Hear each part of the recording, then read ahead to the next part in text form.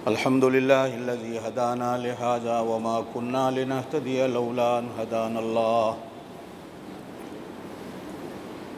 लक़द जाअत रुसुलु रब्बिना बिलहक़्क़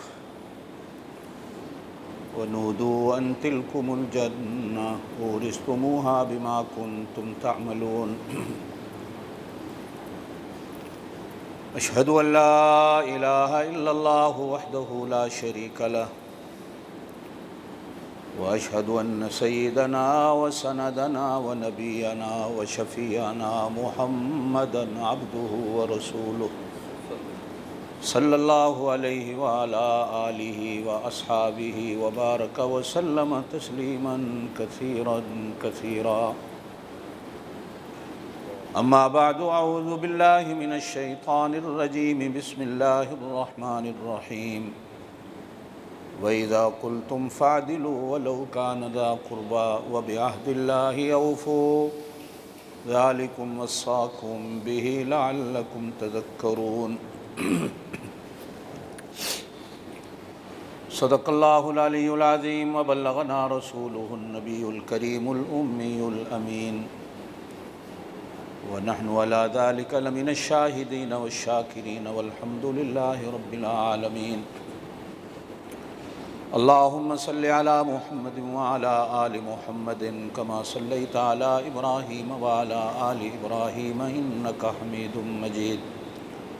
अल्लाहुम्मा बारिक अला मुहम्मदिन व अला आलि मुहम्मदिन कमा बारकता अला इब्राहीम व अला आलि इब्राहीम इन्नका हमीदुम मजीद।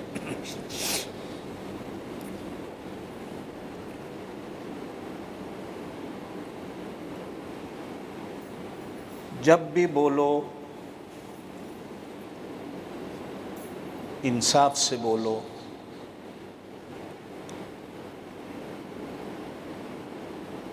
जिससे तुम बात कर रहे हो इंसाफ की, चाहे वो तुम्हारा कितना ही करीबी क्यों न हो, और अल्लाह के साथ अपने किए हुए वादों को पूरा करो।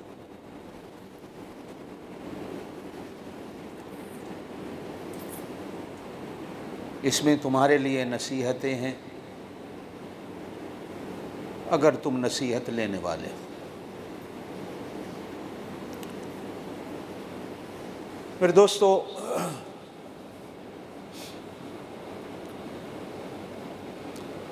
हम समझते हैं कि 5 वक्त की हम नमाज़ पढ़ लें बस हम मुसलमान हो गए। बाहर जाकर जितना भी झूठ बोलते रहें,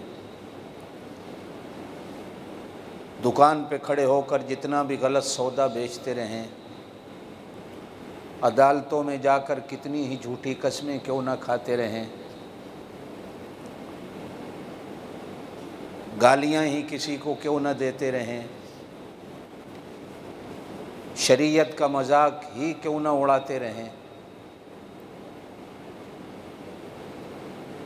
माँ बाप पे लानत करते रहें, दूसरे मुसलमानों पे लानत करते रहें, हमारा कुछ नहीं बिगड़ेगा, इसलिए कि हम नमाज़ पढ़ लेते,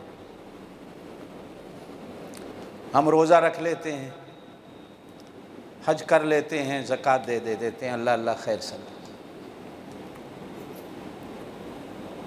हुजूर सल्लल्लाहु अलैहि वसल्लम ने इरशाद फरमाया,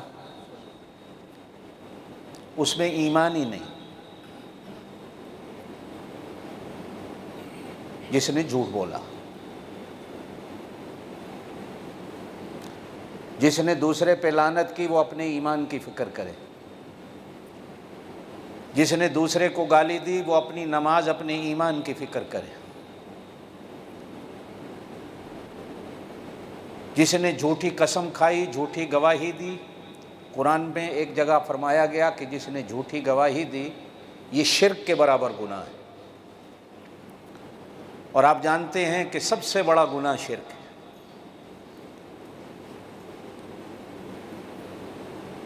बल्कि मजाक में ही अगर कभी किसी के सामने को बात हो तो सामने वाला कहता है, यार झूठ बोलना है तो अदालत पड़ी है ना, वहाँ जाके झूठ बोल, यहाँ क्यों बोलते। यानी हमारा कहना यह है कि अदालतों में झूठ ही चलता है, और यकीनन आपको ऐसे ऐसे झूठे गवाह मिल जाएंगे पाकिस्तान की मुसलमानों की अदालतों में कि अल्लाह की पनाह। हम समझते हैं नमाज पढ़ लेंगे माफ़ हो जाएगी। बच्चे को भी इतनी बात समझा दी जाए झूठ क्या है और सच क्या है, आपको तो समझाने की कहने की ज़रूरत ही नहीं होती। झूठ बोलता है वो झूठा है, जो सच बोलता है वो सच्चा है। झूठ का ताल्लुक़ भी ज़ुबान से है, सच का ताल्लुक़ भी ज़ुबान से। और जो झूठ बोलता है उस पर अल्लाह की लानत होती है। जो सच बोलता है वो अल्लाह की सिफ़त को अपनाता है। अल्लाह सच्चा है, अल्लाह के रसूल सच्चे हैं, या अल्लाह की सिफ़त को अपनाता है, गोया कि ये अल्लाह का बंदा है और अल्लाह के रसूल सल्लल्लाहु अलैहि वसल्लम का उम्मती। और कहा जाता है कि सच को कभी आंच नहीं होती और झूठ के पाँव नहीं होते। कुरान ने भी कितनी जगह कहा कि लानतुल्लाह अलल काज़िबीन, झूठे पे अल्लाह की लानत होती।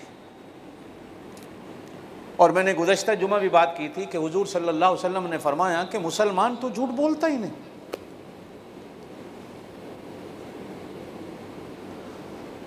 पुराने वक्तों में लोग कितने सीधे साधे थे, बरकतें भी इसीलिए थीं कि बच्चा बाप के पास आता है कि अब्बा मैंने साइकिल में पेट्रोल डलवाना है, मुझे 5 रुपए दे दो। अब्बा रोज़ 5 रुपए निकाल के दे देते हैं, जाओ साइकिल में पेट्रोल डलवाना। अब अब्बा को ये नहीं पता कि साइकिल में पेट्रोल डलती। 5-4 साल तक वो लेता रहा। एक दिन को मेहमान पास बैठे, वो 5 रुपए लेने आया। जब लेके चला गया तो मेहमानों ने पूछा कि हज़रत ये 5 रुपए आपसे मांगता है किस चीज़ के? कि साइकिल में पेट्रोल डलवाता। उन्होंने कहा कि साइकिल में पेट्रोल नहीं डलता, साइकिल तो पैडल होता, पाँव से चलता। वो कहने लगे कि मेरा बेटा कुरान का हाफिज़ है, मुसलमान है और मेरा बेटा है, वो कैसे झूठ बोल सकता? वो कैसे झूठ बोल सकता? ये मैं मान ही नहीं सकता कि कोई मुसलमान और कुरान का हाफिज झूठ बोलता हो। यानी इतने सादा लोग थे और वाकई ही उनका ईमान ही इतना अच्छा था कि दूसरे के बारे में गुमान अच्छा रखना, जो हमें अल्लाह का कुरान भी कहता है और हुजूर सल्लल्लाहु अलैहि वसल्लम का भी फरमान है कि ज़न्नल मोमिनून खैरा, मुसलमान के बारे में अच्छा गुमान रखो। इसलिए कि मुसलमान का शीशा और आईना होता है। मैं अपने मुंह, अपना चेहरा अपने आईने में देखता हूं तो मैं दूसरे मुसलमान को देखकर अपने चेहरे को सही करूं।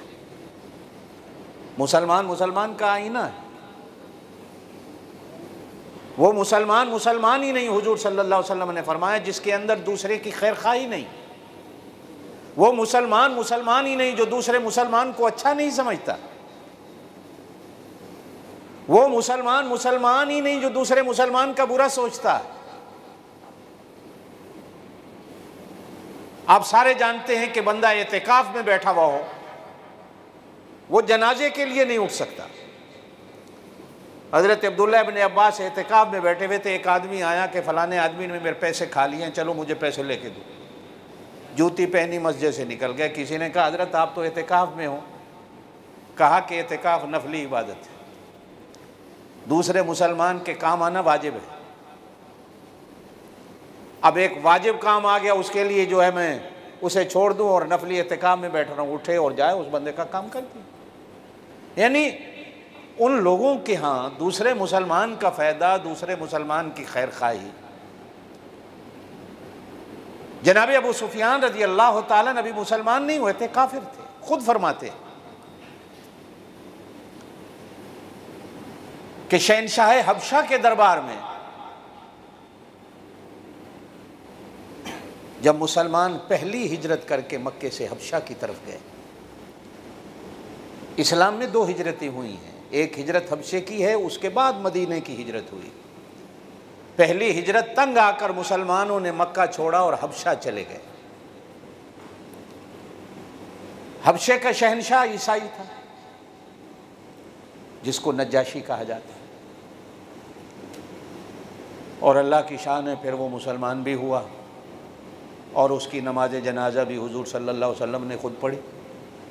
मरा नजाशी में, हबशे में, फरिश्ते मैयत को उठा के ले आए मदीने में, हुजूर सल्लल्लाहु अलैहि वसल्लम ने गैबाना नमाज जनाजा पढ़ी और फरमाया कि फरिश्ते उसकी मैयत को लाए हैं और उसका जनाजा पढ़ते। इस्लाम में आप सल्लल्लाहु अलैहि वसल्लम ने सिर्फ इसे एक बंदे का गैबाना नमाज जनाजा पढ़ी है, बाकी 23 साल ज़माने नबूवत में आपने किसी की भी गैबाना नमाज जनाजा नहीं। इसकी भी इस वजह से पढ़ी कि फरिश्ते मैयत को उठा के ले आए। इसलिए हमारे यहाँ फ़िक़्ह हनफ़ी में कहा जाता है कि गैबाना नमाज जनाजा कोई नहीं होती। हाँ, कुछ उलमा के यहाँ हैं, ठीक। मुसलमान हिजरत करके हबशा गए, आप सल्लल्लाहु अलैहि वसल्लम ने खुद भेजा।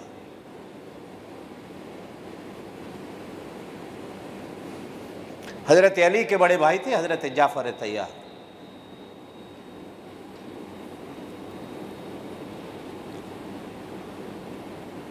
वो मुसलमानों के मुतकल्लिम बने थे।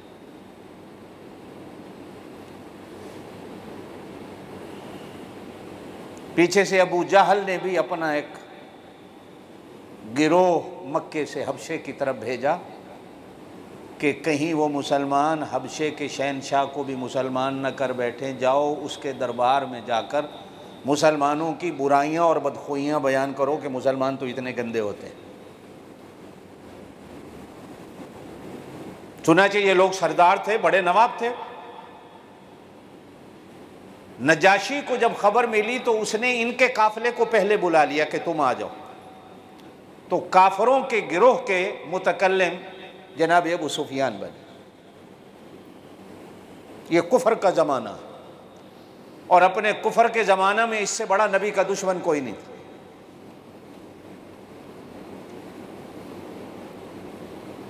और जब फिर मुसलमान हुए तो वफादारी की भी मिसालें और नमूने पेश किए। खुद कहते हैं अपनी कहानी कि मुझसे जब नजाशी ने मुसलमानों के बारे में और मुसलमानों के नबी के बारे में सवालात किए, मेरा दिल करता था झूठ बोलता जाऊं, लेकिन मैंने झूठ नहीं बोला। जो जो सच था वही कहता गया कि वो नबी ऐसा है, मुसलमान ऐसे हैं, एक भी गलत बात न कह।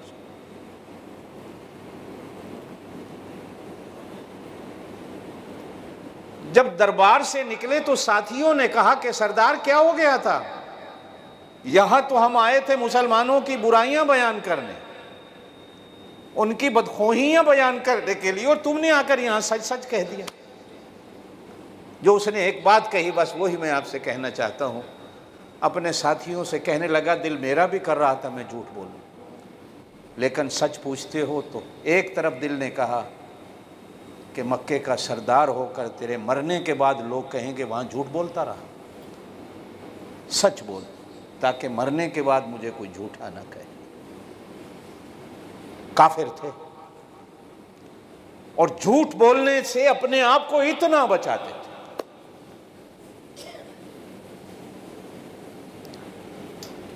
कहा जाता है कि हिजरत की रात आप सल्लल्लाहु अलैहि वसल्लम के घर के बाहर जो अबू जहल ने नौजवान खड़े किए कि आज उनको कत्ल कर देना है हुजूर सल्लल्लाहु अलैहि वसल्लम को, जब आधी रात गुजरी तो हुजूर बाहर नहीं आए। तो आधी रात के बाद कुछ नौजवान लड़के अबू जहल के पास गए कि सरदार वो तो बाहर नहीं आए, हम खड़े खड़े थक गए, अगर आप इजाज़त दें तो घर जाकर अंदर जाकर उनको कत्ल कर दें। तो तारीख़ में आता है कि अबू जहल ने उन नौजवानों को थप्पड़ मारकर यूँ कहा कि क्या तारीख़ के अंदर मेरा नाम इतना बेगैरत और बेशर्म लिखवाना चाहते हो कि अबू जहल इतना बेगैरत था कि मोहम्मद के घर में औरतों के होते हुए नौजवानों को घुसा दिया। मेरे घर में भी बहू बेटियां हैं, उसके घर में भी बहू बेटियां हैं, और मैं अपना नाम बदनाम नहीं कराना चाहता कि मैं इतना बुज़दिल के घर में जाकर एक सोए को कत्ल कर दें।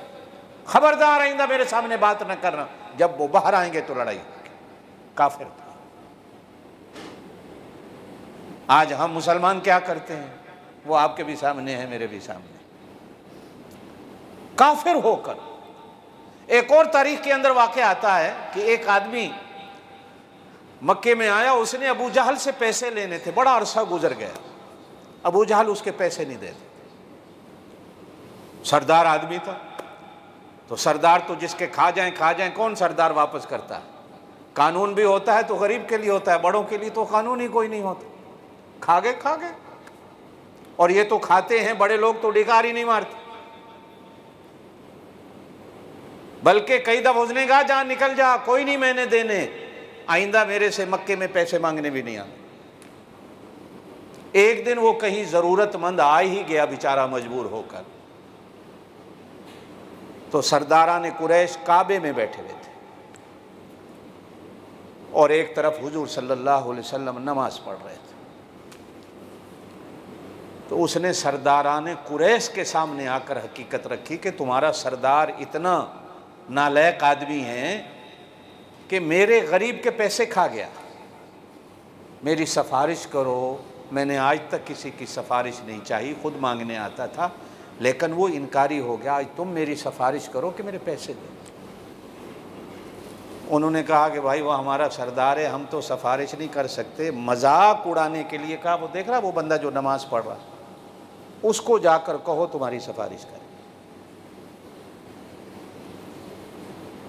इन्होंने सोचा कि ये जाएंगे तो मार पड़ेगी, इनको भी दो चार गालियां मिल जाएंगी। वो मजाक को समझा नहीं, सीधा हुजूर सल्लल्लाहु अलैहि वसल्लम के पास आ बैठा। आपने नमाज से सलाम फेरा, हाँ भाई क्या बात है? कहने लगा जी मेरे अबू जहल पैसे खा गया, देता नहीं, और इन लोगों ने कहा है कि आपकी सिफारिश को वो कबूल करेगा, आप मेरी सिफारिश करें। हुजूर ने कहा चल भाई चलते हैं। अब वो कितना बड़ा दुश्मन है पाक नबी का, लेकिन हुजूर सल्लल्लाहु अलैहि वसल्लम दरवाजे पे आ गए उसको लेकर। अबू जहल को बुलाया, बाहर निकला, हुजूर ने फरमाया भी इसके को पैसे देने, और बेचारा इतनी दफ़ा आया है तूने नहीं दिए। कोई बात नहीं, अंदर गया, पैसे ले आया और आकर उसको देख के कहता है कि भाई मुझे माफ़ कर दो, अब तो जाओ, अब चले आए। थोड़ी देर के बाद जब वो सरदारान कुरैश से अबू जहल मिलता है तो वो तो हैरान थे कि आज गालियाँ मिलेंगी, ये होगा वो होगा। तो सरदारान कुरैश ने कहा कि सरदार तुझे क्या हो गया था, हमने तो मजाक के लिए भेजा था। अबू जहल होकर लानती दुनिया का सबसे बड़ा जहन्नमी कहता है तुम नहीं जानते हो कि मेरे दरवाजे पे कौन आ गया था? उसके सामने मुझे झूठ बोलने की जुर्रत नहीं हो सकी, इसलिए कि वो खुद झूठ नहीं बोलता। उसके सामने अमानत में खयानत करने में मैंने मौत समझी, इसलिए कि वो खुद अमानत में खयानत नहीं करता। और उसके दरवाजे पे आने से, जानते हो मैंने पैसे क्यों दिए? इसलिए कि ये जिसके दरवाजे पे चल के आ जाए उसके घर में तो फिर रहमतें होती हैं, और अगर घर वाला ना मिले ना माने तो अजाब भी नाजिल हो जाता। मैं तो डर रहा था कि कहीं कोई बला इसके साथ ना हो जो मेरे घर को तबाह बर्बाद कर दे। काफिर था बेईमान, लेकिन कभी कभी आपको और मुझे समझाने के लिए बात बड़ी हकीकत की कर जाता था।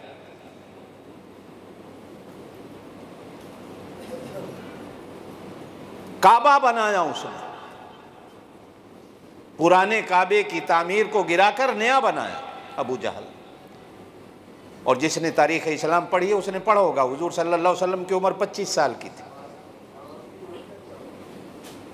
और उस वक्त हुजूर सल्लल्लाहु अलैहि वसल्लम के चाचा थे जिनका नाम जुबैर इब्ने अब्दुल मुत्तलिब था, जो काबे के मुतवल्ली थे।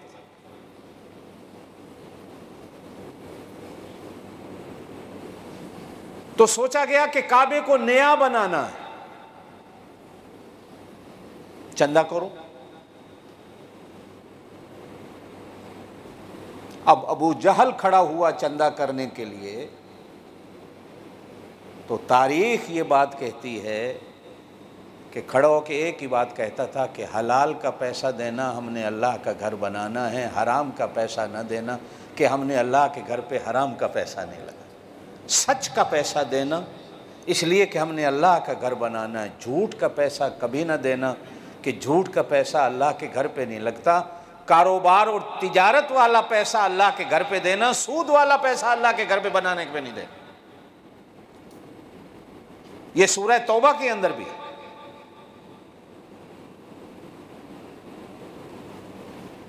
नहीं, एक काफिर था, काफिरों का सरदार था, और बल्कि अगर कुरान और सुन्नत का मुताला करें तो फिरौन और निमरूद से भी बड़ा जहन्नमी था ये। वो भी इतने बड़े जहन्नमी नहीं थे जितना ये थे।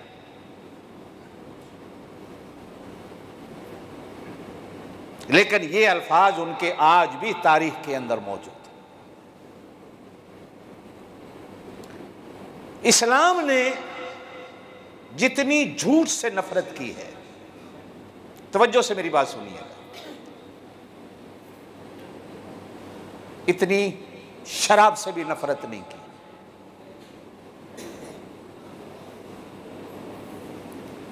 इस्लाम ने जितनी झूठ से नफरत की है, इतनी जिना से भी नफरत नहीं की।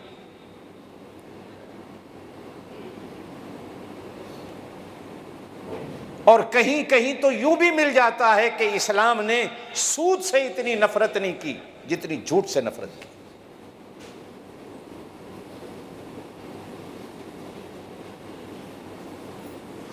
आप सल्लल्लाहु अलैहि वसल्लम ने फरमाया, जब बंदा झूठ बोलता है, अब तो वो गंदगियां रही नहीं, अब तो वो टॉयलेट और लेटरीनें रही नहीं, अब तो वो सिस्टम आ गए। पुराने वक्तों में घर में एक ही बना हुआ होता था, सारे घर वाले वहीं पखाना करते थे। शाम को भंगी आता था, टोकरी में सब कुछ उठा के ले जाता था।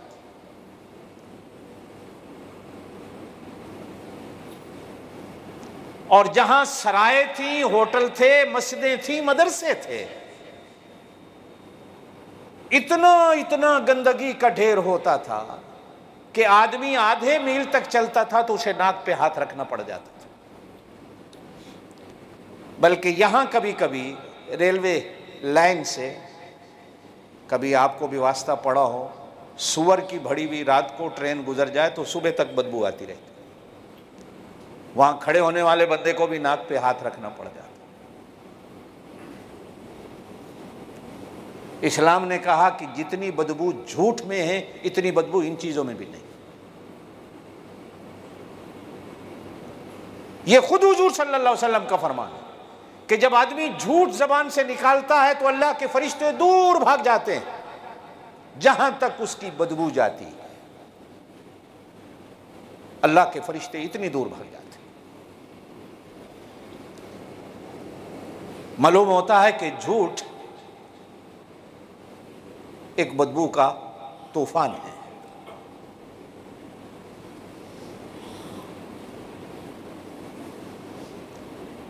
कुरान ने बरसरे ऐलान कहा, लानतुल्लाह अलल काज़िबीन, झूठ बोलने वालों पर अल्लाह की लानत होती। बाकी कई गुनाहों में तो लानत को छुपा दिया है, लेकिन इस लानत को छुपाया नहीं। इस लानत के बारे में साफ कह दिया कि उस पे लानत है। झूठ इतना बड़ा गुनाह है।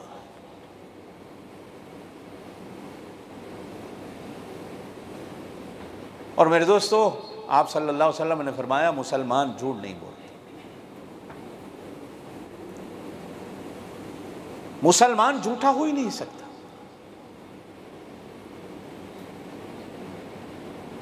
आज उल्टी गंगा है कि मैं काफिर की ज़ुबान पे तो यकीन कर सकता हूँ कि ये झूठ नहीं बोलता, मैं मुसलमान की ज़ुबान पे यकीन करने को तैयार नहीं, इसलिए कि मुसलमान की सिफ्त ही झूठ बोलना हो गई।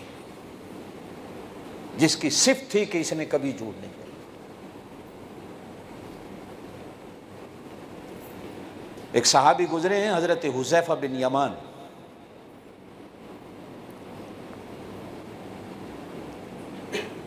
बड़े मशहूर व मारूफ सहाबी थे। सहाबा किराम में सिर्फ ये वाहिद सहाबी थे, तवज्जो से मेरी बात सुनिए, कि जिनके साथ हुजूर सल्लल्लाहु अलैहि वसल्लम राज़ो नियाज की गुफ्तगू करते थे।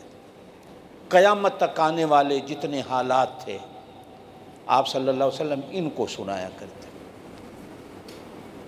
और मदीने में जितने मुनाफिक थे हुजूर सल्लल्लाहु अलैहि वसल्लम ने इन्हीं को नाम बताए हुए थे कि ये मुनाफिक है, ये मुनाफिक है, ये मुनाफिक है, बाकी किसी को नहीं बताए हुए थे। कोई बंदा होता है जिस पे बंदे को एतमाद और एतबार होता है। तो कभी कभी हजरत हुज़ैफा के पास आकर हजरत अबू बकर सिद्दीक और हजरत उमर भी पूछा करते थे कि हुज़ैफा तुझे कसम है अल्लाह की, सच बता। अल्लाह के नबी ने कही हमारा नाम तो उस वक्त में तेरे सामने नहीं लिया था। और आप सल्लल्लाहु अलैहि वसल्लम ने मुनाफिकीन की हदीस में 3 निशानियां बयान की। तवज्जो से सुनिए। इस्लाम ने काफिर को इतना बुरा नहीं कहा जितना इस्लाम ने मुनाफिक को बुरा कहा है, याद रखिएगा। काफिर ने इतनी इस्लाम को सजा नहीं दी जितनी मुनाफिक ने इस्लाम को नुकसान दिया। इसलिए कि जाहिरी दुश्मन का मुझे पता है ये मेरा दुश्मन है, लेकिन मारे आस्तीन, जो मेरी आस्तीन में सांप छुपा हुआ है, मुझे इसका तो नहीं पता ना कि ये मेरा सज्जन है कि मेरा दुश्मन है। मुनाफिक उसे कहते हैं जो हमारे अंदर छुपा हुआ होता है।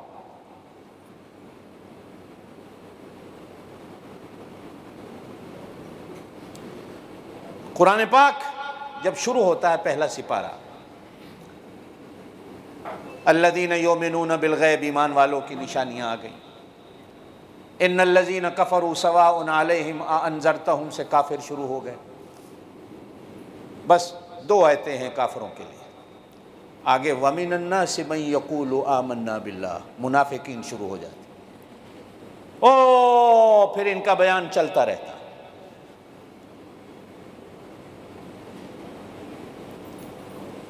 इसलिए कि मुनाफिक धोखा देने वाला होता है, आपको भी और मुझे भी। न ये आपका होता है ना हमारा होता है, ये सबके दरमियान में रहता है। आप सल्लल्लाहु अलैहि वसल्लम ने फरमाया, अगर आप इजाजत दें तो मैं हदीस सुनाता हूं। हुजूर ने फरमाया मुनाफिक की 3 निशानियां हैं। पहली निशानी, इज़ा हद्दस कज़ब, जब भी बात करेगा झूठ बोलेगा।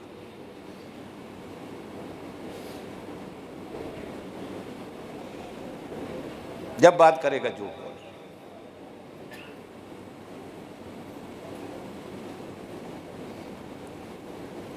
झूठ मुसलमान नहीं बोलता।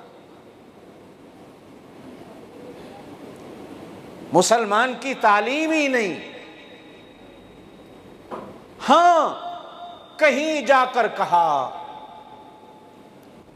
कि मियां बीवी का घर टूट रहा है, बचाने के लिए सुलह कराने वाले को झूठ बोलना पड़े तो बोल ले।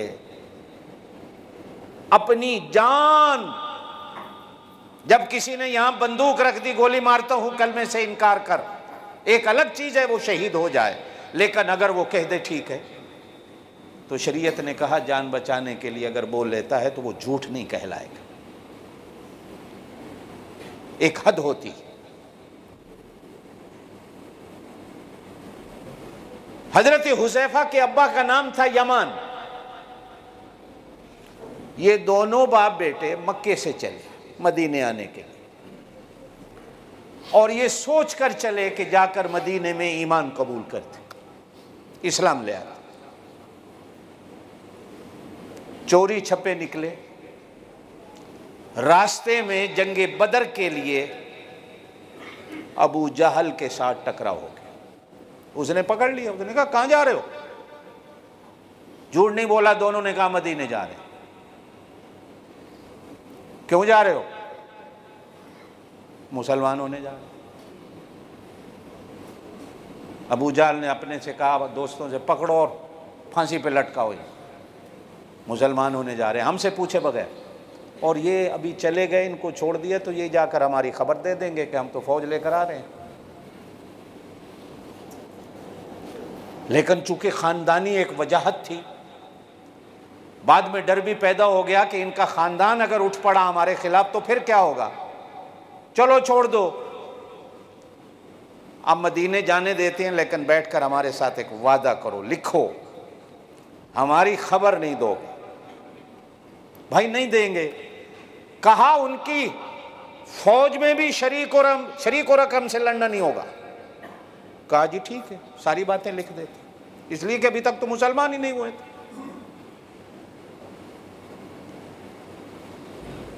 अब ये मदीने अभी पहुंचे नहीं कि रास्ते से हुजूर सल्लल्लाहु अलैहि वसल्लम की फौज भी मिल गई जो मदीने से निकली आ रही। आप सल्लल्लाहु अलैहि वसल्लम ने देखा यमान आया है, साथ बेटा है, रोका, भाई किधर? कहा जी हम तो आपकी तरफ आ रहे हैं, मुसलमान होने। हुजूर ने फरमाया पढ़ो कलमा। दोनों बाप बेटे मुसलमान हो। नारा तकबीर बुलंद होता है, अभी दो मक्के के सरदार आ गए, बाप बेटा मुसलमान हो गए। अब उन्होंने पूछा हुजूर सल्लल्लाहु अलैहि वसल्लम से, आप कहाँ जा रहे हैं? इरशाद फरमाया जिहाद के लिए जा रहे हैं। अब दोनों ने सारी कहानी किस्सा हुजूर को सुना दिया, रास्ते में क्या हुआ। अब थोड़ा सा सोचिए, हुजूर सल्लल्लाहु अलैहि वसल्लम को सिपाहियों की जरूरत भी थी कि सिर्फ 313 थे, जिनमें बच्चे भी थे। मुसलमानों की जरूरत भी थी कि इन दो को भी साथ लेके चलो, लेकिन हुजूर सल्लल्लाहु अलैहि वसल्लम ने फरमाया नहीं, तुम मदीने जाओ, इसलिए कि तुम जुबान से और लिख कर उनसे एक बात कराए हो। मैं नहीं चाहता कि बाद में अबू जहल ये कहता फिरे कि मुसलमानों की ज़ुबान कोई नहीं होती और मुसलमानों के वर्के और औराक और कागज़ कुछ नहीं होते। मैं नहीं चाहता कि बाद में मैं ये सुनता फिर। अब वो दोनों बाप बेटा रोते हैं। ये जंगे बदर के जो 313 कैदी सहाबा थे, 313 जो सिपाही थे सहाबा किराम, जो फौजी थे हुजूर सल्लल्लाहु अलैहि वसल्लम, बुजुर्गान दीन ने लिखा है कि अगर कोई बंदा इन 313 के नाम लेकर अल्लाह से दुआ मांगे तो कसम है अल्लाह पाक कभी उस बंदे की दुआ को खाली नहीं लौटा। ये इतने मकबूल बंदे थे अल्लाह के दरबार। आज भी 313 के नाम बुखारी में हदीस में मिलते हैं, जिनके बारे में हुजूर सल्लल्लाहु अलैहि वसल्लम ने फरमाया ये 313 जन्नती हैं, जन्नती हैं, जन्नती हैं, इनसे गुनाह भी सरजद हो जाए तो भी ये जन्नती है। अब उन 313 जाने वालों के साथ अगर ये दो भी शामिल हो जाते तो क्या होता, लेकिन नहीं, आप सल्लल्लाहु अलैहि वसल्लम ने फरमाया मुसलमान अपनी जुबान का पास करता, तुम ना भी लिख के देते तो भी मैं कहता कि अपनी जुबान का पास करो। इसलिए कि मर्द वो नहीं होता जिसकी बॉडी बहुत बड़ी हो, मर्द वो नहीं होता जिसका कदकाठ बहुत बड़ा हो, मर्द वो नहीं होता जो तलवार अच्छी चलाता हो, मर्द वो नहीं होता जो जुबान अच्छी चलाता हो, मर्द वो होता है कि जिसकी जुबान होती, जो अपनी जुबान पे पक्का रहता। बात फिर वहीं आती है, काफिर था अबू जहल। लोग कहते थे, एक दफा एक सरदार ने अकेले ले जाकर पूछा कि अबू जहल सरदार सच बता, मोहम्मद सच्चा है कि झूठा है? जोर से कहो सल्लल्लाहु अलैहि वसल्लम। इधर उधर देख के कहता है कुछ सुन तो नहीं रहा, कोई देख तो नहीं रहा। कहा कोई नहीं, अकेले ही हैं हम। कहा है सच। मानते क्यों नहीं हो? कहता ये जाती है, इसलिए कि इस जुबान से उसे झूठा कह बैठा हूं। अब कैसे कहूं खड़ा होकर ये सच्चा है? लोगों के सामने एक बात कर चुका हूं, अब कैसे कहूं?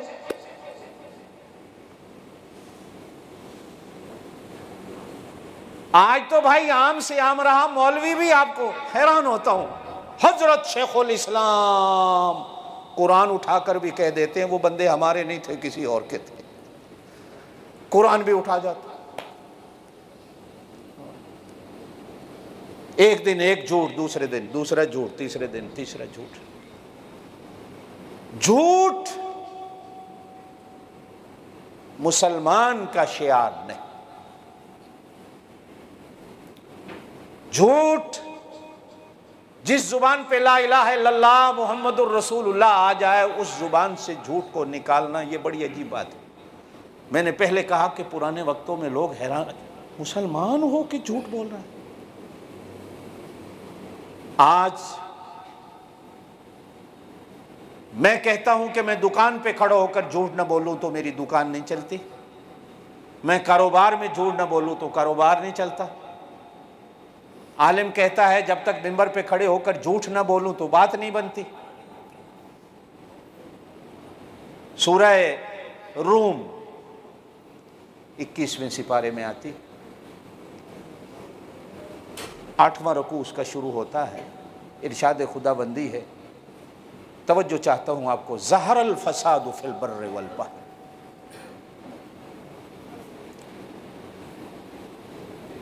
ज़हरल फसादु फिल बर्रि वल बहर। जंगल में भी फसाद पैदा हो गया, समंदर ने भी फसाद बर्पा कर दिया, हवाओं ने भी फसाद को बर्पा कर दिया, जमीन ने भी फसाद को निकालना शुरू कर दिया।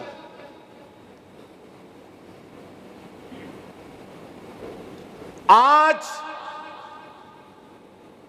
घर के अंदर मियां बीवी का फसाद, बाप बेटे का फसाद, मां बेटी का फसाद, बहू सास का फसाद, पीर मुरीद का फसाद, मुक्तदी और इमाम का फसाद, बड़े और छोटे का फसाद, मौसम का फसाद,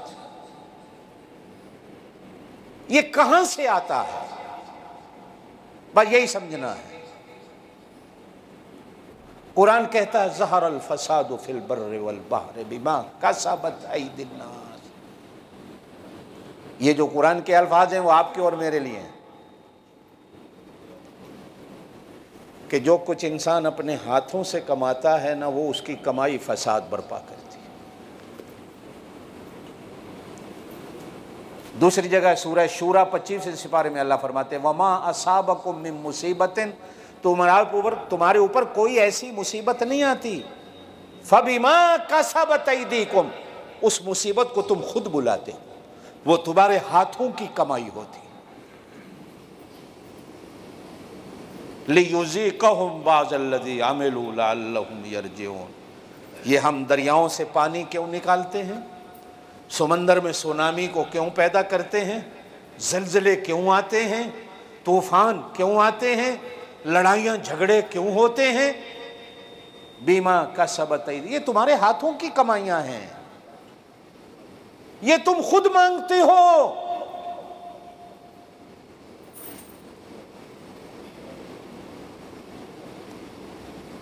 और एक और जगह अल्लाह कुरान में फरमाते हैं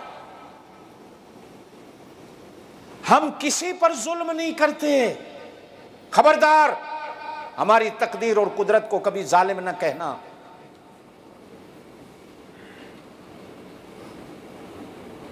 ये जुल्म, ये फसाद सब तुम्हारी बदआमालियों की सजा होती, सब तुम्हारी बदआमालियों की सजा। पुरानी कौमों को तो मैं मिलिया मेट कर देता था, लेकिन तुम्हें ये सैलाब और तूफान देकर मिलिया मेट तो नहीं करता हूं, लेकिन इतना कहता हूं लअल्लहुम यरजिऊन, हो सकता है तुम वापस लौट आओ, इसलिए कि तुम मेरे महबूब की उम्मत हो सकता है तुम वापस लौट आओ, तौबा तैब हो जाओ।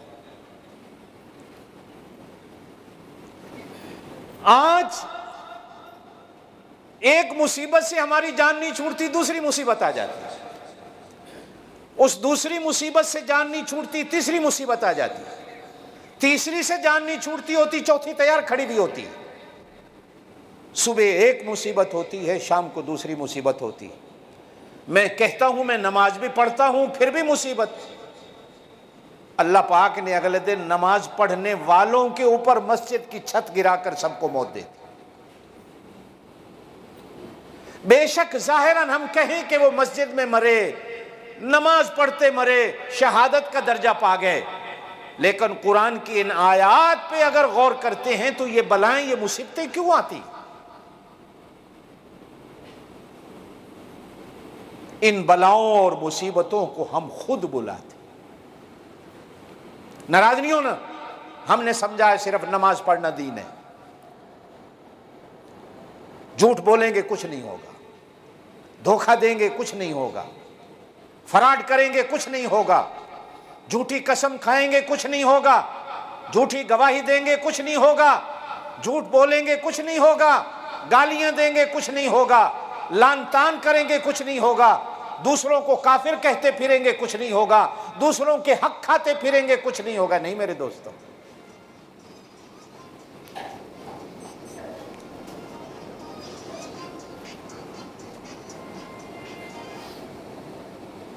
ये बलाएं, ये मुसीबतें काफिरों पे क्यों नहीं आती?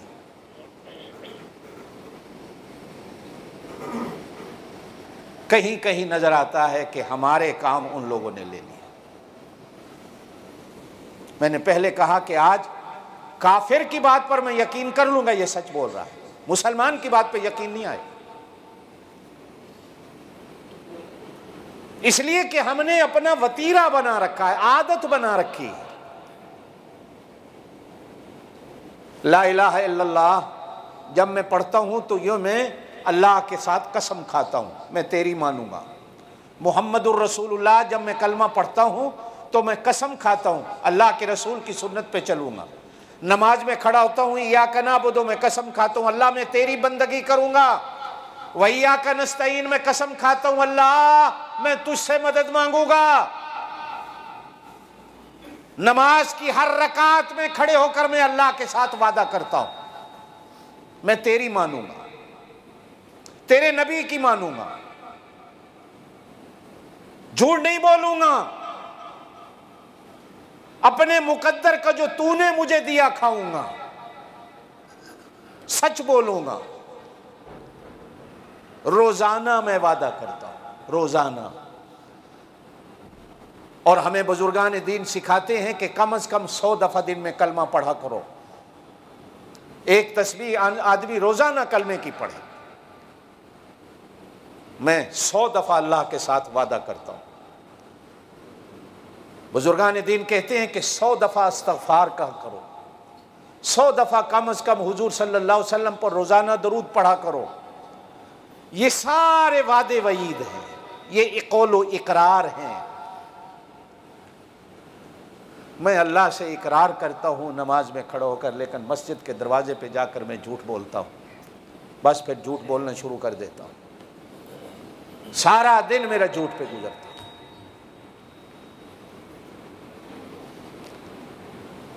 मैं अपने माँ बाप के साथ एक वादा करता हूँ, मैं अपने बीवी बच्चों के साथ एक वादा करता हूँ।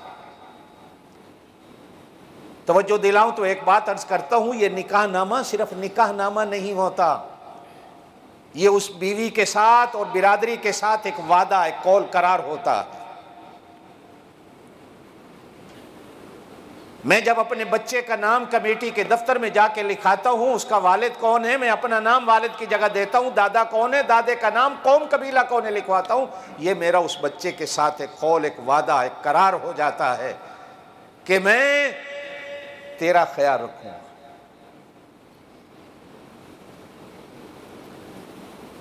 मैं जब मस्जिद में आता हूं तो मैं कहता हूं पीछे इस इमाम के अल्लाहू अकबर। ये नहीं कहना कि कारी साहब हमारी बात कर रहा, अपनी नहीं कर रहा। मैं भी जब मुसल्ले पे खड़ा होता हूं, अल्लाह जानता है, मेरा अल्लाह जानता है, मेरा अल्लाह जानता है, ये कहने की बातें नहीं होती।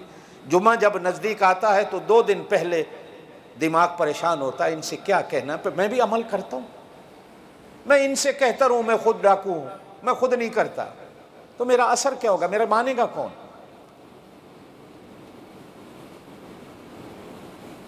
मेरी मानेगा कौन? ये तो झूठ है मिंबर पे, मेरी उस जुबान में असर क्या होगा? आप भी इकरार करते हैं, मैं भी इकरार करता हूं। मैं कहता हूं अस्सलामु अलैकुम व रहमतुल्लाह, आप भी कहते हैं अस्सलामु अलैकुम व रहमतुल्लाह। मैं आप पर भी सलाम कहता हूं, आप मुझ पर भी सलाम कहते हैं।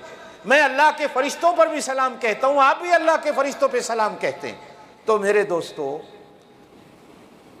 यहां हम एक दूसरे पर सलाम कहकर वादे और इकरार करते हैं, बाहर निकलते हैं मैं आपकी चुगलियां करता हूं, आप मेरी करते हैं।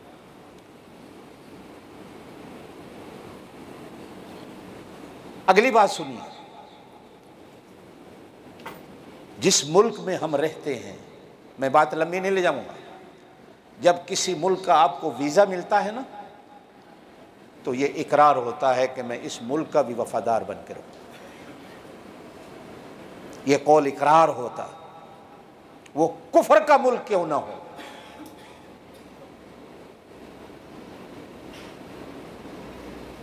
मैं जिस तरह मुसलमान को धोखा नहीं दे सकता, इस कौल करार के साथ मैं इस काफिर को भी धोखा नहीं दे सकता। मैं जिस तरह अपने मुल्क का फायदा सोचता हूं, मैंने इस मुल्क का भी फायदा सोचना, इसलिए कि मैंने इनके साथ एक वादा किया है। अब वो तो अपने वादे को पूरा कर रहे हैं, मुझे मकान देते हैं, मुझे स्कूल देते हैं, मुझे अस्पताल देते हैं। मैं कुछ करने के काबिल न हूं तो मुझको वेलफेयर देते हैं, अल्लाह भला करे। लेकिन मैं उसमें कितने झूठ बोलता हूं, कहां से चक्कर दे के आता हूं। एक है वो मेरे साथ कितनी वफादारी कर रहे हैं, एक मैं है कि मैं अपने ईमान और दीन के साथ, अल्लाह और उसके रसूल के साथ और इनके साथ मैं क्या वफा कर रहा हूं, और मैं कितने झूठ और मैं कितने सच बोल रहा हूं। इस्लाम ने कहा कि जिस मुल्क में रहो उस मुल्क के कानून की पासदारी करो, ये इस्लामी हुक्म है। बल्कि अब आप लोग, तो मैं आपसे कहूं, मैं अपने आप को भी कहता हूं, मैं अब पीछे जाऊं अपने मुल्क में तो मुझे कोई नहीं जानता, वही जानते हैं जो मेरी उम्र के। नई नस्ल तो मुझे जानती नहीं। मेरे अपने गांव में नई नस्ल का जवान, उसको बताना पड़ता है मैं कौन हूं। हाँ, जो मेरे हम उम्र हैं वो जानते हैं ये कारी साहब। आपके साथ भी यही होता है। बल्कि अल्लाह न करे जब यहां से किसी बंदे की मैयत जाती है तो जनाजा पढ़ने के लिए भी 10 बंदे आते हैं कि जानने वाला ही कोई नहीं। कौन है भाई जिसका जनाजा हांगकांग से आया है, जिसने 50-60 साल यहां गुजारे। बिरादरी, मेरे बच्चे जाएं, आपके बच्चे जाएं, तो हमें तो बच्चों को बताना पड़ता है, बेटा ये तेरा मामू है, ये तेरी खाला है, ये तेरी फुफ्फो है, ये तेरी नानी है, ये तेरे। वो फिर बच्चे ही पूछते हैं फुफ्फो क्या होता है, व्हाट इज दिस फुफ्फो, हाँ व्हाट इज दिस चाचा। फिर बताना पड़ता है कि भाई चाचा अंकल होता है। वो फिर मामे को भी अंकल कहते हैं, चाचे को भी अंकल कहते हैं, फुफ्फड़ को भी अंकल कहते हैं। वे सारा गांव अंकल हो जाता है, उनको मामे चाचे का पता नहीं होता। इस मुल्क में आपकी जान पहचान है जिसमें आपने 40-50 साल गुजार दिए। तो जिस मुल्क को आपने 40-50 साल दिए, जिस मुल्क में आपने सब कुछ दिया, उसके साथ भी ये कौलो इकरार होता। इसी तरह दुनिया में आप कहीं जाएं, जो मुल्क भी आपको 4 दिन का, 3 दिन का, 5 दिन का वीज़ा देता है, वो एक कौल करार होता है कि मैं इस मुल्क में आकर इस मुल्क के कानून पे चलूँगा।